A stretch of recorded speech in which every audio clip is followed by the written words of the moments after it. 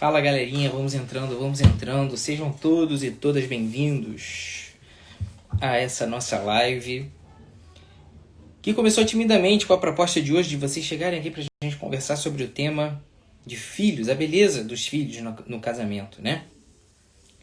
A beleza dos filhos na vida conjugal, o que eles representam. A gente começou a bater esse papo por várias e várias vezes. Eu cheguei a tocar nesse assunto quando a gente começa a falar sobre isso nos stories. É sempre uma polêmica muito grande. Toda vez que eu começo a falar sobre isso, eu recebo muitos directs, né, em relação a casais aflitos, em relação à quantidade de filhos, a não ter filhos. E a gente tem muitos problemas conjugais que são, na verdade, decorrentes da falta de entendimento de qual é o lugar dos filhos dentro do relacionamento. Qual é o sentido dessa vida fecunda, dessa vida aberta à vida, né? A gente tem uma série de casais vivendo essa aflição. Eu sei que hoje é um dia difícil, talvez a maioria das pessoas que nos seguem não vão estar aqui presentes e vão perder essa grande oportunidade de conversar sobre esse assunto que, independente dessa questão de filhos, né, ser para você um problema ou não, né? Independente de você estar casado agora ou não, né? Isso é uma questão que faz parte do seu dia a dia e talvez você nem saiba. O que nós vamos conversar aqui hoje sobre essa questão dos filhos no casamento tem muito a ver com o entendimento do que é a vida conjugal, do que é a vida do casal no ponto de vista da relação sexual, quais são as suas implicações e o que significa, né, essa fecundidade do casal, o que significa olhar para a sua prole, olhar para os seus descendentes e entender o que eles são para você, né? Para que a gente possa começar esse assunto, eu peço primeiro, encarecidamente, que você envie para esses seus amigos que conversam muito com vocês sobre essa questão de paternidade, de maternidade, sobre essa questão de filhos, quantos ter, quantos não ter, por que não ter. Eu peço que você envie para essas pessoas essa live, ainda que eles não vão ver essa hora, né? Em pleno feriadão, essa hora que tá todo mundo no churrasco, provavelmente um pouco embriagado, talvez ou passeando, né? Quebrando a quarentena e viajando para algum lugar. É difícil a gente dividir a atenção das pessoas para falar ainda mais desse assunto, porque ele incomoda muito os casais hoje em dia, incomoda muito as pessoas hoje em dia, porque mesmo aquelas mulheres e homens casados que não pensam nesse assunto, quando a gente aborda essa questão da paternidade ou da fecundidade do casal, isso se torna um incômodo em maior ou menor grau, né? Então eu quero saber de vocês primeiro, se vocês me ouvem e me veem bem, testar a conexão, porque eu já estou num lugar diferente, vocês estão vendo que o fundo aqui é totalmente diferente do lugar onde eu estou acostumado a fazer as lives. Quero saber se vocês... Preciso que vocês me deem um ok de verdade, porque eu já estou diferente do lugar onde eu estou, de uma maneira geral. Eu não estou usando os fones, eu estou sem os fones aqui. Houve um certo imprevisto e eu não consegui vir aqui falar com vocês na minha casa, eu não estou em casa. Então não estou com todos os meus recursos tecnológicos aqui. Quero saber se está funcionando direitinho, se vocês me ouvem e me veem bem. Vai dando coraçãozinho aí, mandando para aquela amiga que você sempre discutiu sobre essas questões da vida familiar e que nunca tiveram o poder, a oportunidade, né, ou a determinação para conversar sobre isso. Esse é um tema extremamente polêmico. E quando eu vou começar a conversar sobre isso dentro do casamento, as pessoas tendem a se incomodar. E, de alguma maneira geral, as pessoas acham que eu vou vir aqui conversar sobre a abertura à vida do ponto de vista meramente religioso. É claro que, quando a gente está conversando sobre esses aspectos do comportamento humano, quando a gente está conversando sobre esses aspectos familiares, quando a gente está conversando sobre essas questões, de fato, que são também conjugais, né, mas que eventualmente acontecem até fora da vida conjugal, a gente tem que ter um cuidado muito grande, né, porque existem famílias hoje que são de uma realidade das chamadas famílias numerosas, mas existem famílias que também vivem, né, o dilema da infertilidade. E quando a gente vai conversar sobre a beleza dos filhos, sobre a beleza da prole na vida do casal, a gente não pode começar essa discussão sem falar sobre o tema que hoje eu vim falar com vocês, né? De uma maneira bem clara, bem curta e bem objetiva, né? A Erika está dizendo que o vídeo está travando. Erika, eu não estou recebendo esse retorno de ninguém. Eu acho que é a sua internet que está ruim, tá? Se você tiver no Wi-Fi, tenta trocar para o 3G, senão ela faz o contrário. tá? Porque a galera aqui tá dizendo que tá ouvindo direitinho. Mas quando a gente vai conversar sobre filhos dentro do casamento, a gente primeiro precisa discutir sobre questão de valores, tá? Relacionado aos atos, aos meios, de uma maneira geral, tá? Quando nós entendemos, quando nós olhamos para a natureza das coisas, a gente precisa ter uma noção muito clara do que elas são, tá? De qual o sentido da existência de determinadas coisas da nossa vida, determinados recursos da nossa vida, por assim dizer.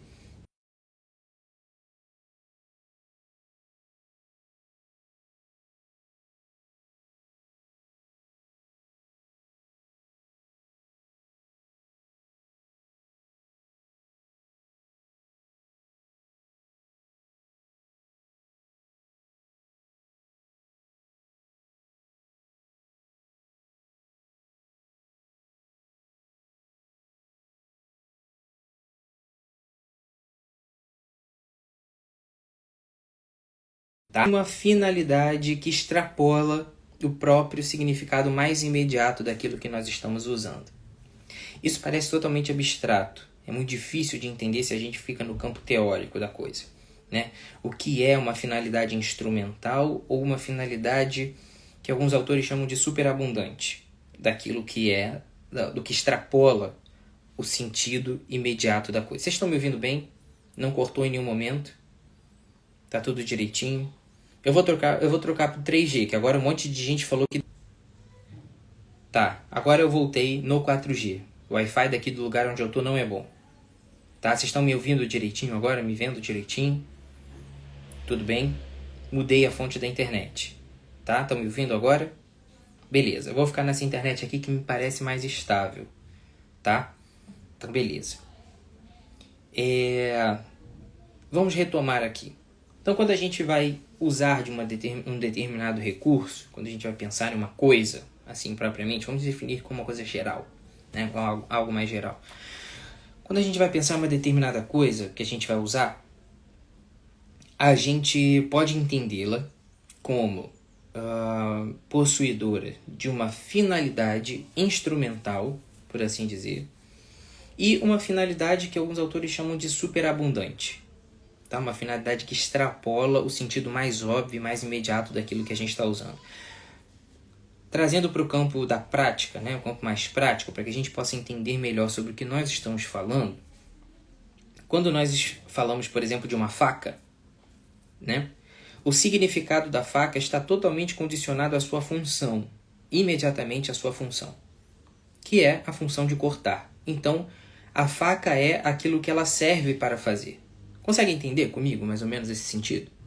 Então, quando você pega uma faca, essa faca só é boa se ela está bem afiada, porque a função dela é cortar.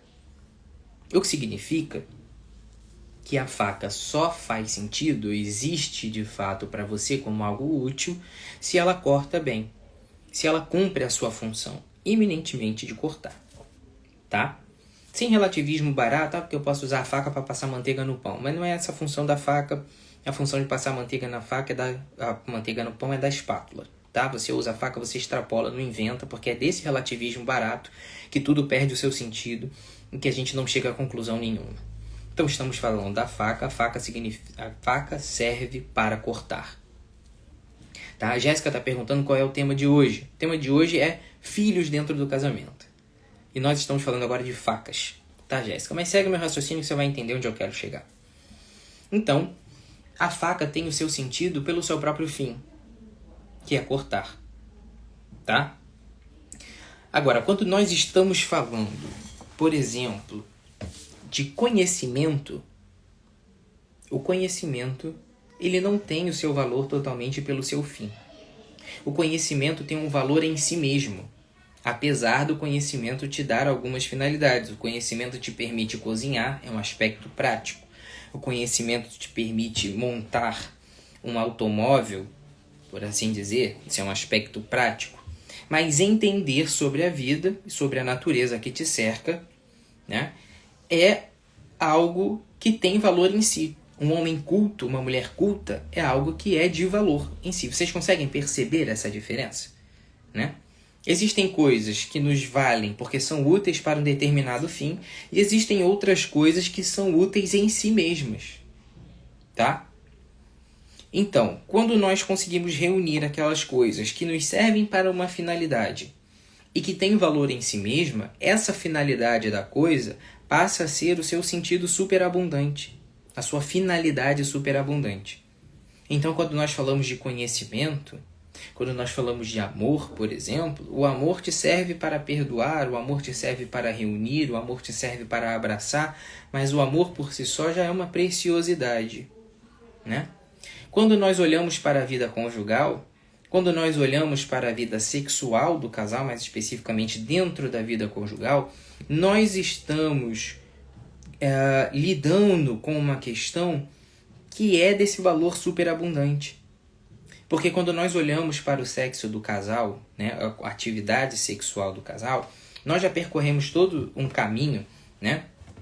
E os casais que tiveram a oportunidade de adquirir o curso sobre como redescobrir a sexualidade na vida conjugal e já fizeram o curso, sabem muito do que eu estou falando, já estão mais à frente do que os que não tiveram a oportunidade de adquirir. Mas veja, nós estamos conversando aqui sobre algo que nós já retomamos em algum momento lá no começo dessas discussões sobre sexualidade, né? Nós já conversamos muito sobre o que significa a vida conjugal em si, a união do casal e esse aspecto da vida sexual do casal. Como essa última instância mais íntima e mais profunda, essa demonstração de amor mais íntima e mais profunda dentro da vida conjugal. E nós conseguimos perceber essa beleza, né, de maneira inquestionável. Agora, quando nós olhamos para a vida sexual do casal, do ponto de vista da sua finalidade, nós temos esse aspecto igualmente duplo, de uma finalidade em si, de um valor em si e um valor na sua finalidade. A vida sexual de qualquer ser humano, seja ela dentro ou fora do casamento, por exemplo, ela tem embutida nela esses dois aspectos. Porque é da nossa natureza, quando nós olhamos para essa natureza de complementariedade entre homem e mulher, que há um caráter irrevogável dentro dessa união do masculino e do feminino, como opostos que se atraem, entre aspas, há essa possibilidade de procriação. E o que isso significa, né? Quando a gente olha para o movimento de um homem e de uma mulher, um em direção ao outro, e que dessa união surge algo novo, nós percebemos que ali há algo de sobrenatural, que a ciência por si só não dá conta de responder, né? Em que existe um sentido maior que extrapola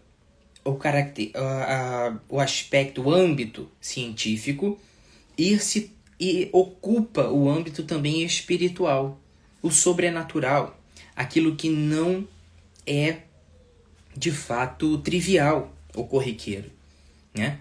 Você percebe que naquele casal que se abre à vida, naquele momento em que uma vida nova se forma, não há, pura e simplesmente, um instinto de procriação, de fazer número, né?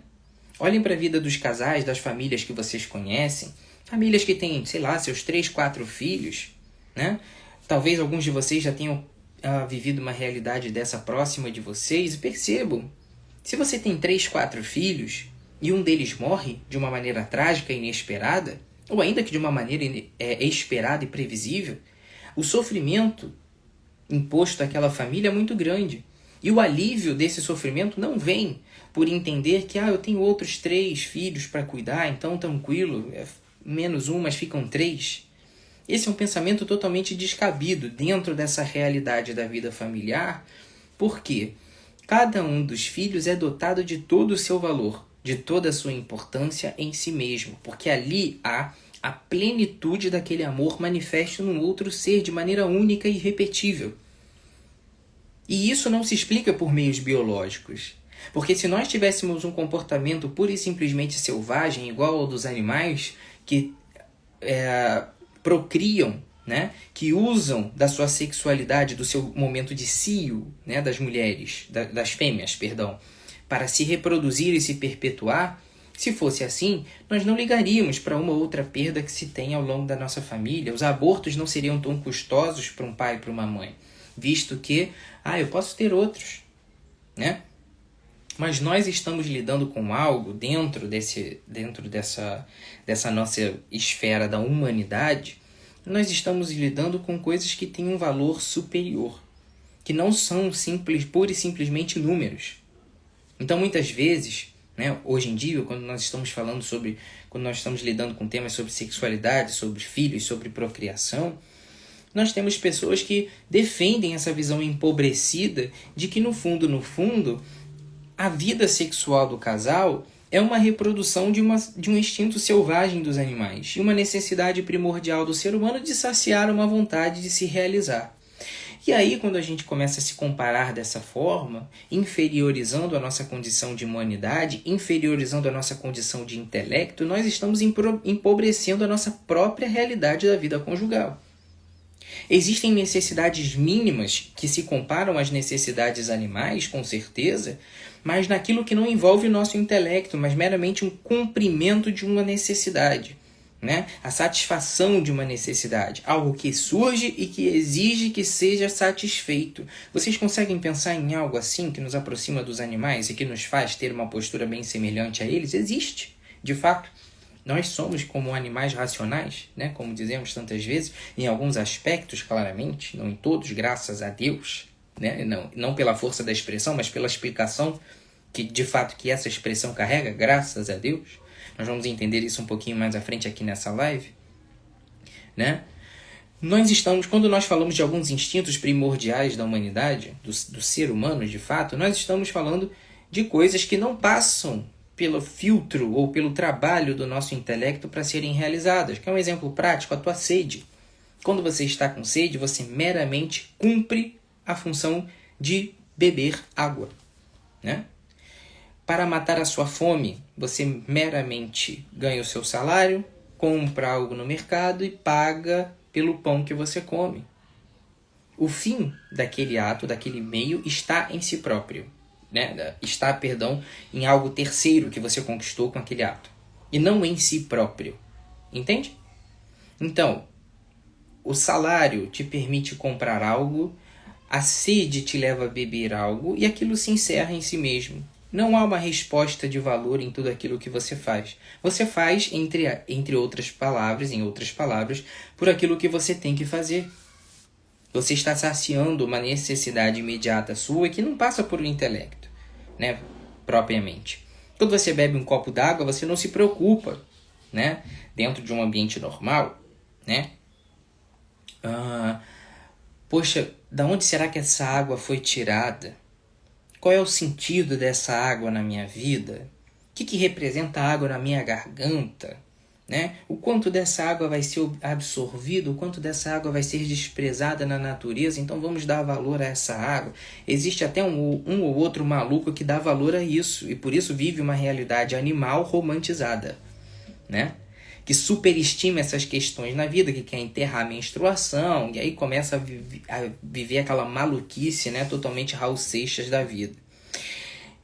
E aí, em contraposição a toda essa movimentação instintiva do homem, que visa simplesmente usar desse meio que ele ganha sentido pelo próprio fim, a faca para cortar, a água para matar a sede e ponto final, a despeito disso, existe uma série de funções dentro da nossa vida humana que precisa de sentido em si mesma. São coisas que carregam sentido pelo próprio exercício daquela coisa. E que, carregadas de sentido em si mesma, também são capazes de te levar a algo a mais.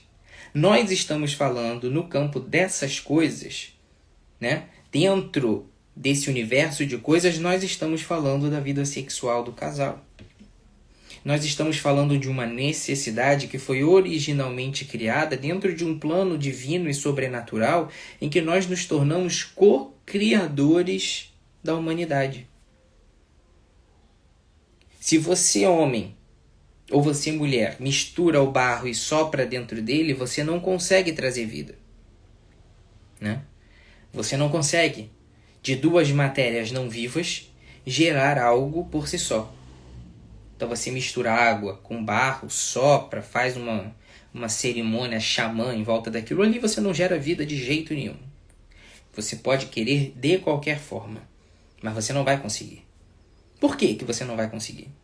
Porque existe um trabalho do sobrenatural, algo que não é visto, que não é tocado, que faz com que aquela coisa ganhe sentido, ganhe vida por si só, que extrapola a nossa capacidade, né?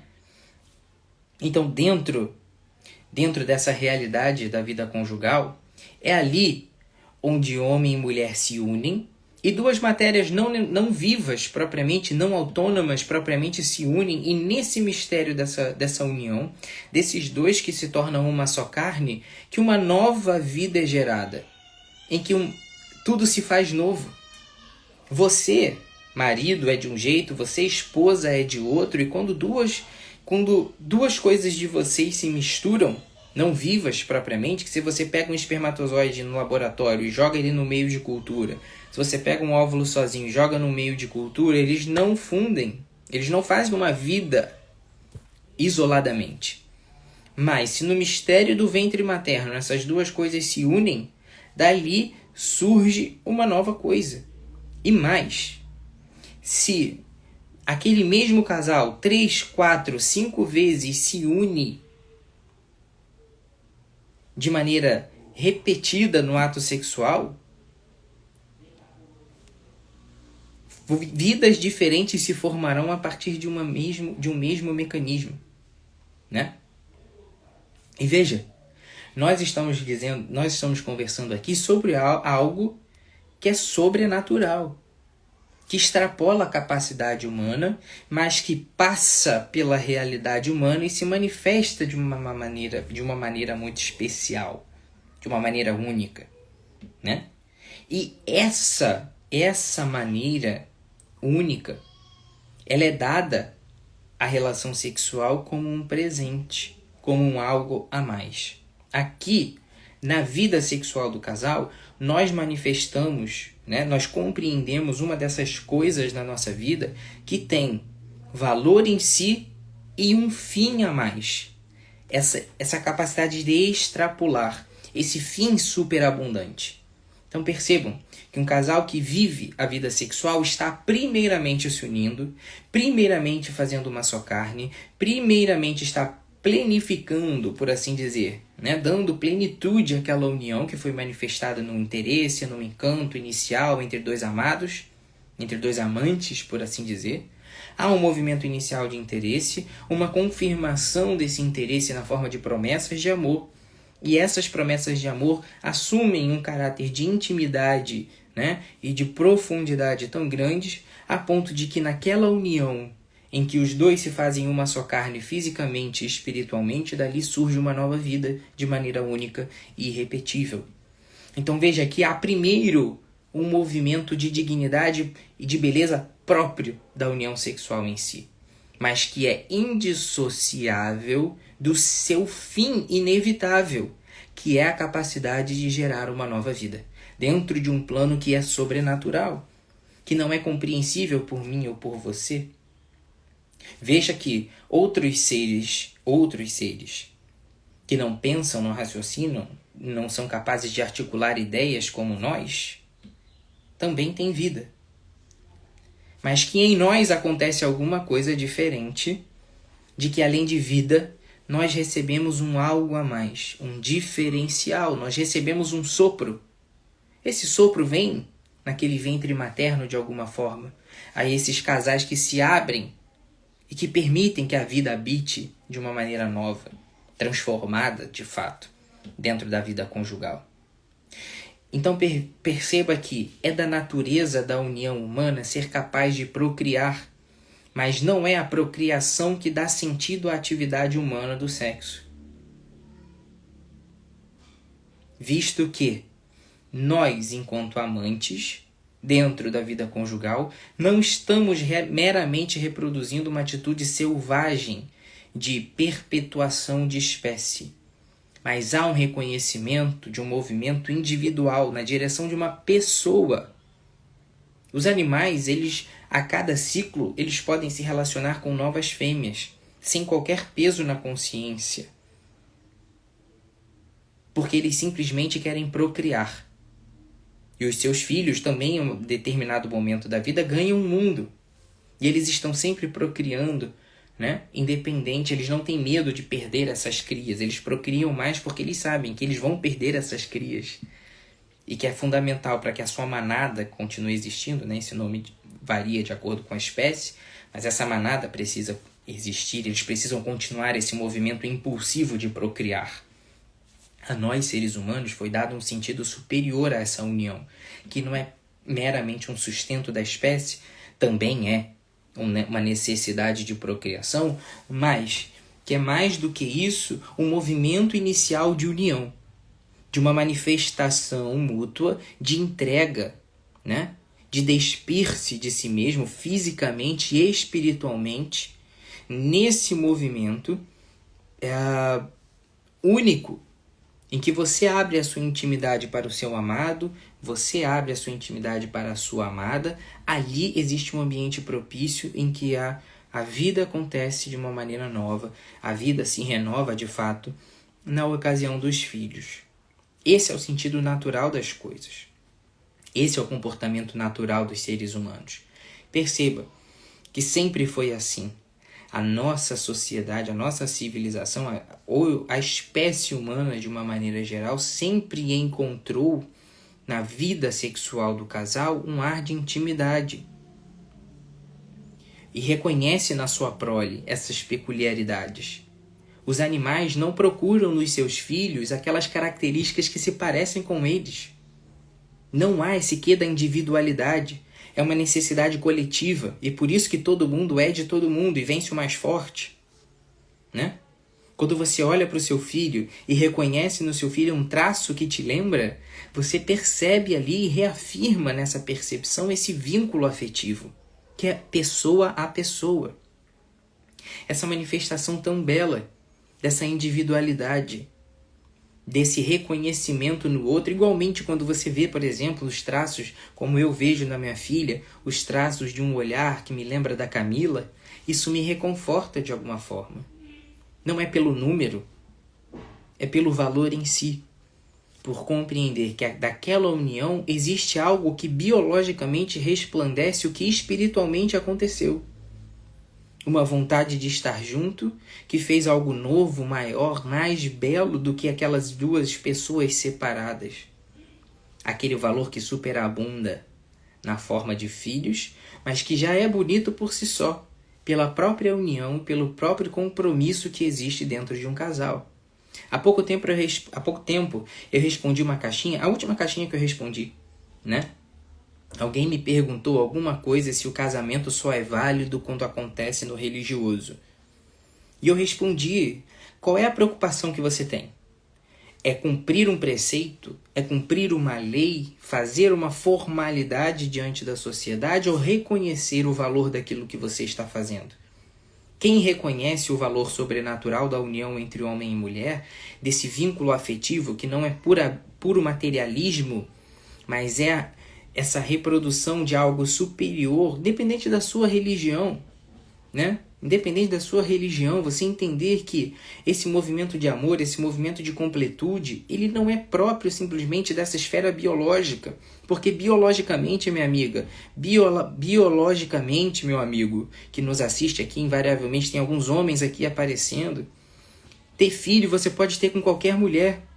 Mas você, enquanto homem, você enquanto mulher, você escolhe uma pessoa para ter uma prolongação de si, uma perpetuação de si com algo que lhe é de fato precioso. O seu filho não é só um número para você, não é verdade?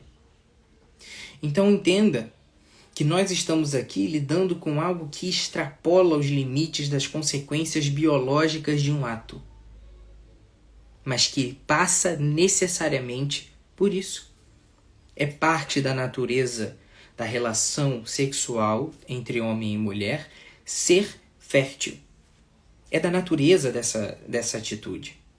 Então veja que você não pode, por arbitrariedade sua, excluir da natureza da união sexual, que é própria da vida conjugal, porque exige compromisso e intimidade e profundidade, é próprio da natureza sexual de um casal, é próprio da natureza sexual ser de um casal, e é próprio da natureza sexual do casal ser fértil. E quando você nega essa fertilidade, você está negando a sua própria natureza e simplesmente materializando totalmente algo que é sobrenatural. Quantos casais hoje vivem esse empobrecimento da vida conjugal, da vida sexual, e porque estão obsessivos pelo medo de ter filhos? E veja, isso prejudica a vida sexual do casal muito mais do que por uma questão hormonal ou da ansiedade em si, mas por ser uma questão antinatural.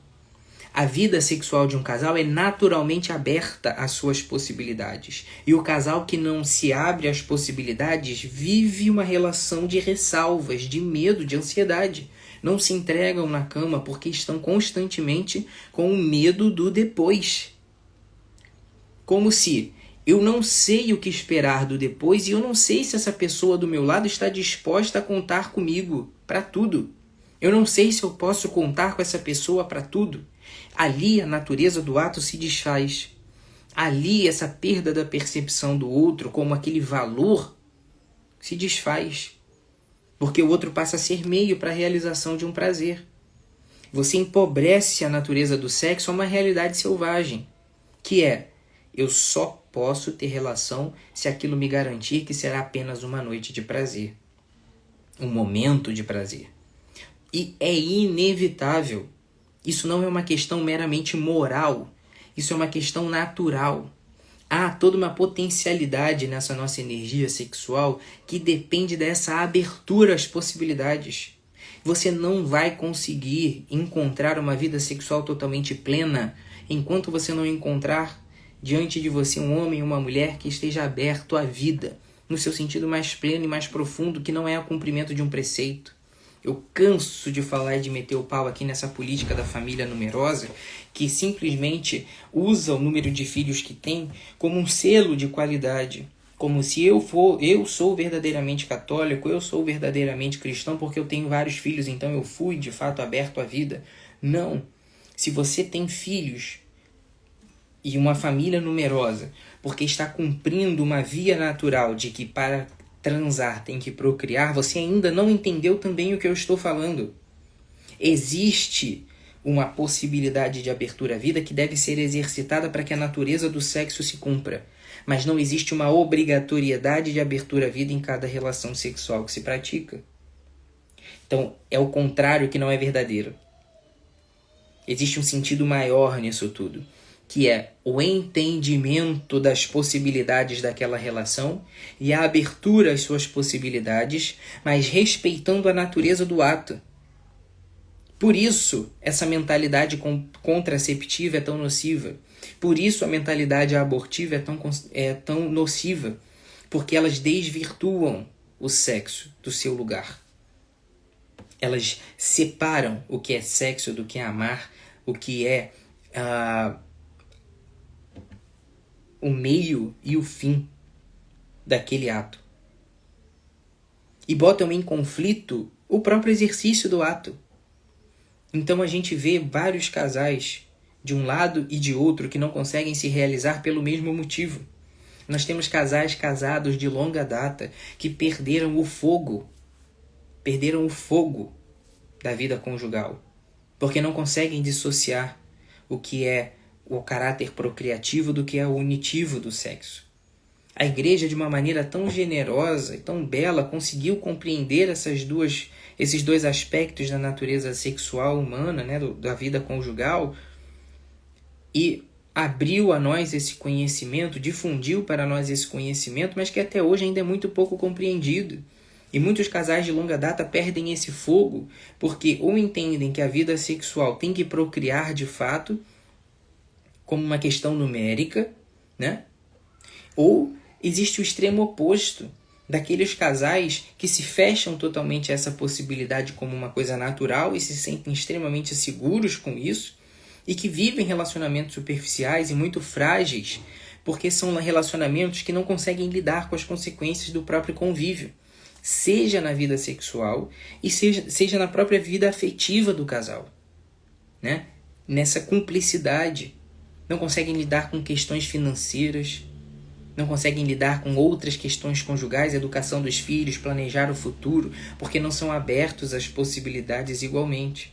Essa vida fecunda do casal, ela não se restringe ao aspecto biológico de gerar filhos.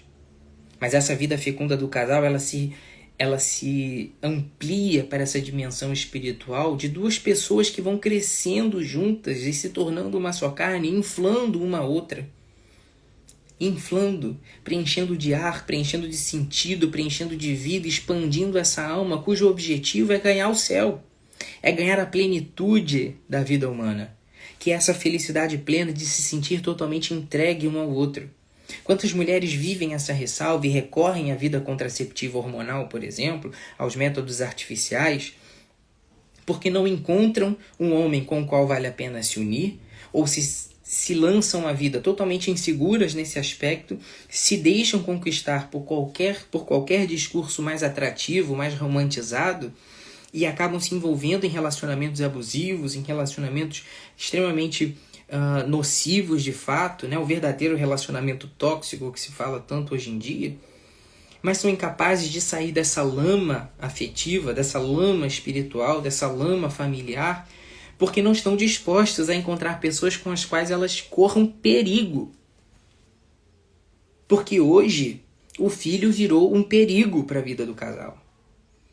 Porque se perdeu essa resposta de valor às coisas. De entender que o filho não é um obstáculo, o filho não é um empecilho, o filho é um ressignificado, né? É um novo significado que amplia a visão anterior da vida conjugal. E não uma limitação para essa vida conjugal. É a plenitude de dois que viram uma só carne. Do ponto de vista biológico, não há nada mais descrito, não há nada mais praticamente traduzido desses dois que serão uma só carne do que a vida dos filhos. Do que essa capacidade de reproduzir algo novo, tão bonito, tão único, exclusivo e tão pleno de amor. O momento mais fácil em que um ser humano consegue entender o amor de Deus é quando ele vira pai e mãe. Quando ele consegue entender, né?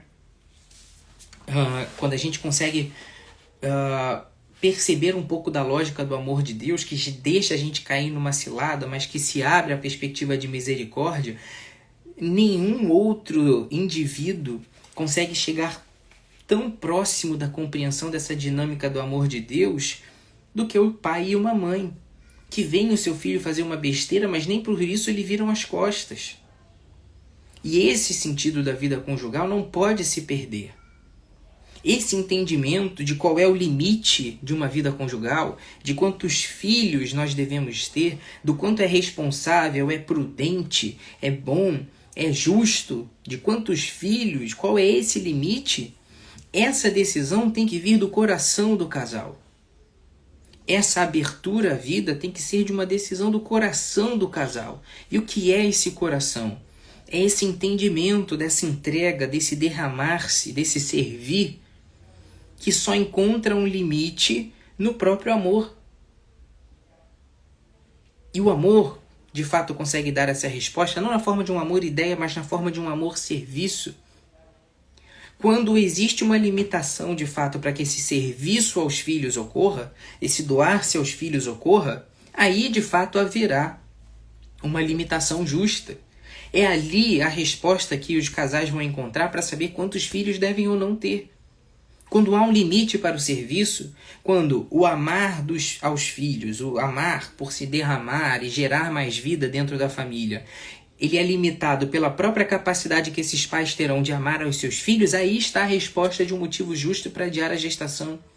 É um motivo justo, por exemplo, mas não é único, da mulher que teve filho recentemente e não vai conseguir se dedicar àquela nova gestação porque está com um bebê recém-nascido. É um motivo justo da mulher que está doente e não consegue cuidar do seu próprio filho se engravidar ou se parir. É um motivo justo daquele casal que não consegue financeiramente arcar com os proventos, né, digamos assim, fundamentais daquela família. Veja o quanto os nossos pais e os nossos avós viveram realidades de pobreza, realidades rurais. Você talvez tenha 3, 4, 5 tios, ou 3, 4, 5 tios avós. Pergunte a esses tios avós se eles viveram numa realidade de estabilidade financeira. E pergunte a esses tios avós ou a tios e tias de vocês se eles não foram felizes.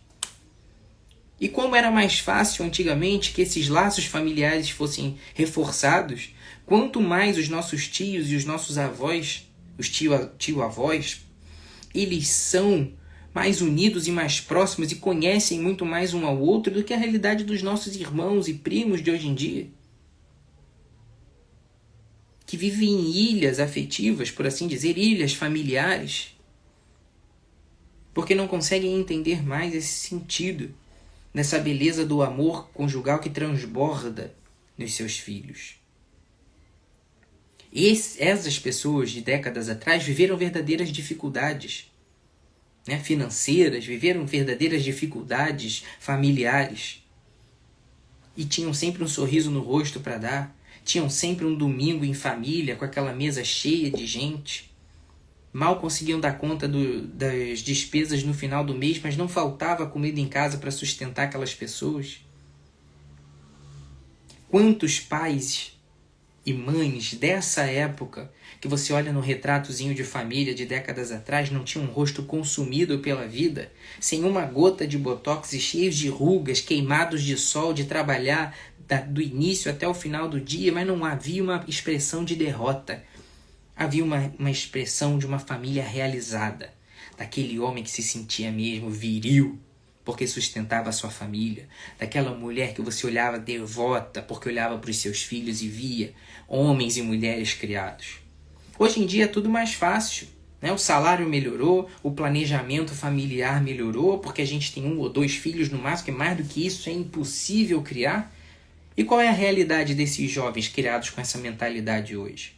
Homens e mulheres, entre aspas, porque nem homens e mulheres são, do ponto de vista de personalidade madura, que não aguentam uma adversidade, não aguentam uma contra-argumentação, não aguentam lidar com o julgamento, não aguentam lidar com as intempéries da vida.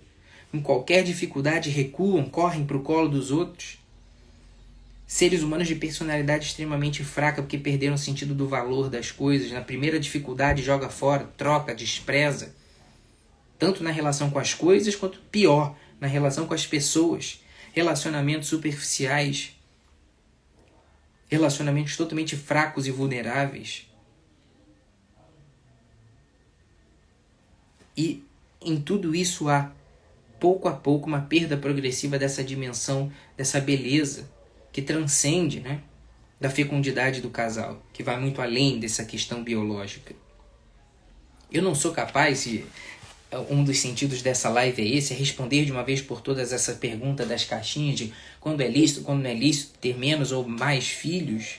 Eu não tenho nenhuma pretensão aqui de te dizer em qual situação é lícito ou qual não é, mas te ajudar a achar o caminho, de entender essa beleza desse amor que transborda. E que muitas vezes, quando nós fechamos a porta a essa natureza fecunda do amor, nós estamos fechando a porta para o próprio amor em si. Nós estamos perdendo essa capacidade de enxergar o amor como essa coisa que aumenta, que alarga, que dilata, que não se fecha em si, mas que vai para o outro.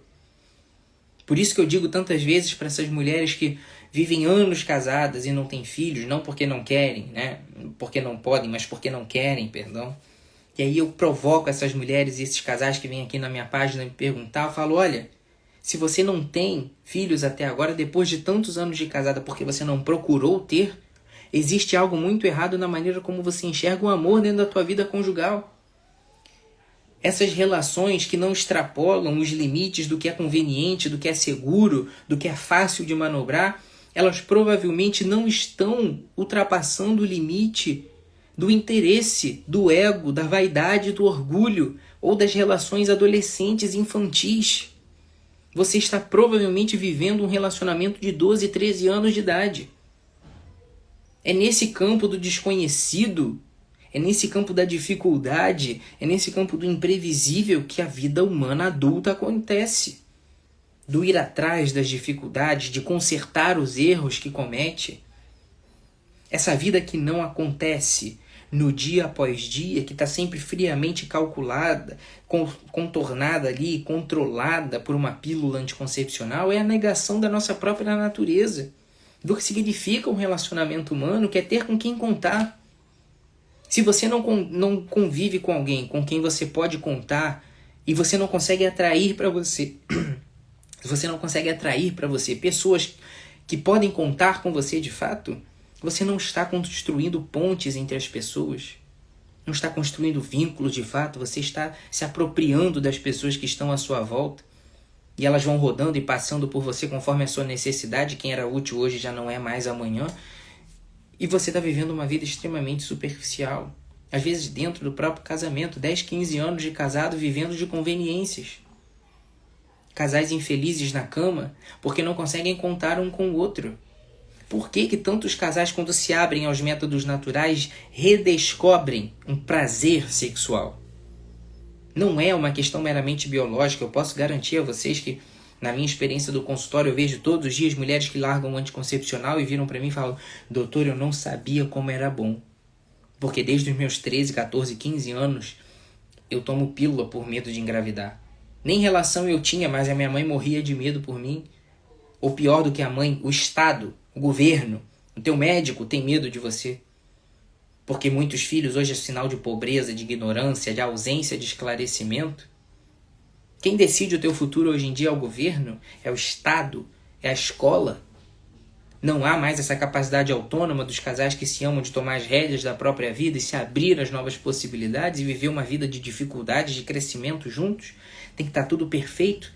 Viagem marcada no final do ano, jantar de família na casa do fulano, toda semana, roupa de marca, casa própria financiada, com salário equiparado, tudo bonitinho, tantos por cento para isso, tantos por cento para aquilo. Meu filho vai estudar na escola tal, se não for para isso eu não vou nem ter. Que merda de vida é essa, controlada pelo que a sociedade espera de você e não pelo que você quer impulsionar para a sua vida? São pessoas que vivem castradas pela sociedade e que se castram também no sexo, que não conseguem enxergar a beleza da abertura à procriação, mas que existe uma procriação que acontece como consequência de uma entrega total. Se você não se abre à procriação, você não está se entregando. E se você se abre à procriação sem aguentar o chumbo que vai vir depois, você está sendo interesseiro. E onde há interesse, não há amor. Onde não há amor, não há sexo acontecendo de verdade. E ali, a vida conjugal não se alimenta. Ela se utiliza de coisas vãs, de coisas fracas, de coisas fáceis, e nada de mais superior acontece. Nada de extraordinário acontece. E não é um extraordinário daquela coisa, sobrenatural, sobre-humana, não. É o extraordinário que acontece na rotina comum, de um homem comum, de uma mulher comum, encarando os seus desafios e vivendo feliz com as dificuldades que a vida lhe dá.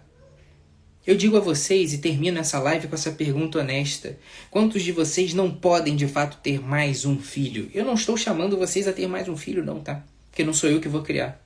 Não sou eu que vou alimentar, não sou eu que vou botar na escola, não sou eu que vou educar, porque a principal preocupação que você tem que ter com esse filho que você vai ter ou não é você saber se você vai conseguir aguentar o rojão de educar esse filho e fazer ele ser um ser humano decente. E isso não vai passar por poder dar roupa, cama, levar ele para passear. É educar, é cuidar, é dar amor. E aí eu digo a vocês, com essa perspectiva, eu digo a vocês, quantos de vocês aí estão segurando a prole, estão segurando o próximo filho, porque de fato não tem condições de ter filho? Quantos de vocês estão segurando o próximo filho simplesmente porque não querem ter esse trabalho? Porque acham que essa vida mais ou menos que você tem já é pesada demais? Isso nada mais é, na verdade, do que um coração mesquinho, alimentado no materialismo, que não consegue ver no filho bênção, mas vê no filho um peso. E se você não enxerga no seu filho nada além de um peso, você não consegue se abrir à vida de maneira nenhuma. O seu amor vai se fechando em vontades, em vontades, em vontades, não a vontade consciente, a vontade iluminada, mas a vontade instinto, a vontade selvagem, a vontade que nos reprime, a vontade que nos inferioriza, que nos torna como os animais. Eu só faço aquilo que me preenche da maneira mais imediata. Então, portanto, quando você olha para a beleza do filho, que engrandece, que dilata o coração, que aumenta esse seio familiar, né, que amplia aquilo que você já julga como tão bom que precisa transbordar e se multiplicar, ali há um coração realmente aberto à vida, né? Um coração caridoso, um coração rico, daquela família que às vezes tem pouco para distribuir na mesa, mas esse pouco sacia, de que não é aquela família que vive se lamentando, daquela família que vive espraguejando, que poderia ter mais e não tem, que a fulana tem isso e eu não tenho, o fulano fez isso e eu não fiz. São pessoas que vivem uma mediocridade independente do que tem na conta. Então que a gente possa, de fato, se fazer essa pergunta, olhar hoje no espelho, quando você sair dessa live. Olha para o teu marido, olha para tua esposa, e depois se olha no espelho e diz para você. E se pergunte isso. Essa pergunta não sou eu que tenho que fazer para você, é você mesmo.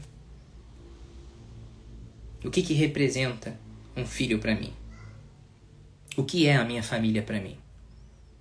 Qual é o verdadeiro valor que esse amor de família tem para mim? O que é mais importante na minha vida? Por quê? Por que eu me fecho tanto à possibilidade do inesperado, né? A possibilidade da adversidade? O que me impede de me lançar na vida, de fato? É a preocupação com esse filho novo ou é o medo de renunciar a certos vícios e a certos orgulhos em função de um outro que precisa de mim? É nessa dificuldade de pensar no outro que o filho se torna um peso. E é aí que as famílias empobrecem a sua experiência familiar. Há um relacionamento de conveniência e não um relacionamento de se lançar e de renunciar. Essa é a pergunta que nós temos que nos fazer todos os dias. Porque quando a família empobrece as suas relações familiares e o próprio filho passa a ser uma relação de interesse daquilo que é conveniente, daquilo que é puramente agradável e que não necessariamente é bom, porque o que é agradável quase nunca é bom, a nossa percepção do que é agradável quase que invariavelmente está condicionada ao nosso conforto e não ao nosso verdadeiro discernimento daquilo que é de fato bom. A nossa visão sobre o que é bom geralmente está impregnada do nosso egoísmo, daquilo que nos agrada. E é somente quando a gente rompe essa barreira do agradável na nossa família que nós estamos de fato caminhando no caminho de caridade. É essa visão, além do conveniente, que impulsionou os mártires a irrigarem o crescimento da nossa igreja com seu sangue, com seu suor, com a sua vida. É essa consciência do amor que transborda, que vai além das fronteiras do conveniente, que fez com que essa comunidade cristã crescesse de maneira exorbitante e ocupasse os 4 cantos do mundo. E é esse mesmo pensamento que faz com que o nosso amor se dilate e vá além do campo da conveniência, daquela sensaçãozinha fútil, né? Trivial, de isso aqui é muito bom. Essa é a pergunta que fica aqui para cada um de nós, para que nós possamos entender qual é a beleza dos filhos dentro de um relacionamento. De entendermos que a abertura à vida não é sinônimo de família numerosa, mas que não é também esse fechamento em si mesmo, né, a uma expectativa conveniente. Pode ser manifesta também em números, mas vai ser manifesta também naquele valor inegociável que não pode ser contado de fato, mas que só fará sentido dentro desse nosso coração, no campo da emoção, né? Daquilo que tem valor por aquilo que é, não por aquilo que é capaz de te devolver algo. que a gente possa de fato reciclar a nossa família, ressignificar os nossos filhos, não por aquilo que eles nos oferecem, mas por aquilo que eles são de fato. Dali, na grande maioria das vezes, surge essa necessidade de ter sempre mais.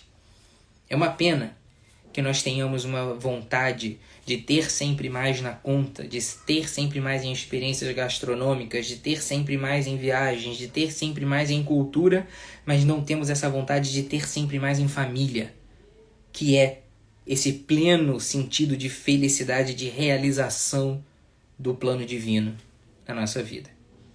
Essa família, óbvio, vai se manifestar de diversas formas, em diversas realidades, porque existem também casais inférteis que não têm condições de ter filhos, mas podem viver essa abertura à vida, essa abertura a todas as possibilidades e viver essa fecundidade do casal no exercício da maternidade e da paternidade em diversos aspectos. Você pode ser pai e mãe de diversas formas. A essas famílias também nós temos que nos debruçar e dar a elas um olhar de esperança, de entender que a abertura à vida passa por isso, mas não só por isso.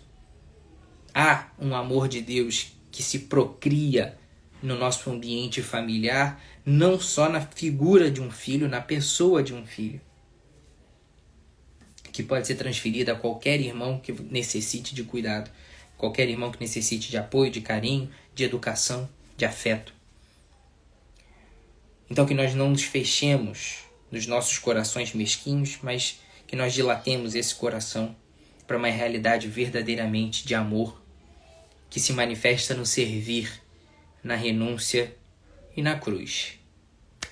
Eu agradeço mais uma vez por todas essas 200 e tantas pessoas que passaram por aqui em pleno feriado da Independência.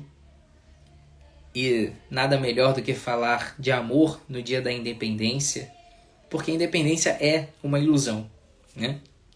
Quem busca a independência na vida perde a dimensão dessa própria natureza miserável que nós vivemos. Independência para os países, né? Mas uma dependência total para nós, seres humanos que dependemos de amar um ao outro e que não devemos nada, como disse São Paulo ontem, a gente não deve nada um ao outro que não esse amor incondicional. Então fiquem com Deus e um bom restinho de feriado a todos. A gente ainda se vê essa semana. Tchau!